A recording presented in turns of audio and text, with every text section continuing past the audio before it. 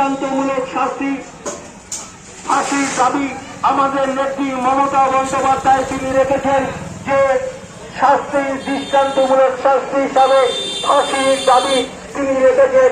আমাদের হাবড়া শহর তৃণমূল কংগ্রেসের পক্ষ থেকে এক প্রতিবাদী মহামিছিল এগিয়ে চলছেন হাবড়ার রাস্তা ধরে।